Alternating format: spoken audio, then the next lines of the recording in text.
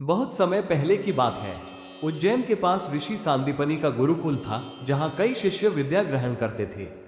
यहीं पर दो बालक मिले, श्री कृष्ण यदुवंशी राजकुमार और सुदामा एक निर्धन ब्राह्मण पुत्र। श्री कृष्ण और सुदामा में गहरी मित्रता हो गई। दोनों साथ में विद्या अध्ययन, गुरुओं की सेवा और आश्रम के कार्य करते थे। सुदामा शांत, तपस्वी और सरल स्वभाव के थे, जबकि श्री कृष्ण चंचल और अत्यंत बुद्धिमान। एक दिन ऋषि सांदीपनि ने श्री कृष्ण और सुदामा को लकड़ियां लाने के लिए जंगल भेजा।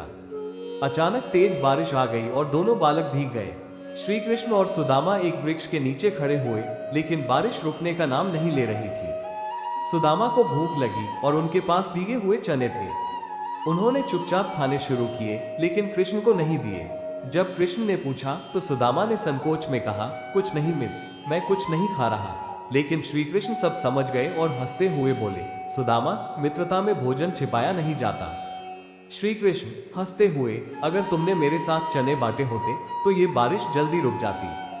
सुदामा संकोच में, मुझे क्षमा करें मित्र। समय बीत गया। श्री कृष्ण द्वारका के राजा बन गए, लेकिन सुदामा निर्धन ब्राह्मण बने रहे। सुदामा की पत्नी रोज देखती कि उनके घर में अन्न तक नहीं है। एक दिन उन्होंने कहा, सुदामा, तुम्हारा मित्र अब राजा है, उनसे सहायता मांगो।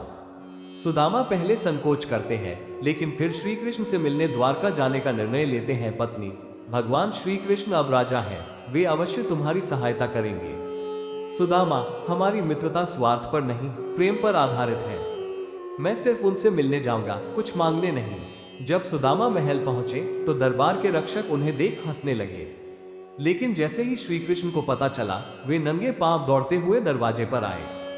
श्री कृष्ण ने सुदामा को गले लगा लिया और उनके चरण धोए। ये देखकर रानी रुक्मिणी और सभी दरबारी आश्चर्यचकित हो गए। श्री कृष्ण प्रेम से, मित्र, इतने वर्षों बाद भी तुम वैसे ही हो। तुम्हारी यादों ने मेरे हृदय को कभी नहीं छोड़ा। सुदामा नम आंखों से, मुझे विश्वास नहीं हो रहा कि तुम आज भी मुझसे इतना प्रेम करते हो।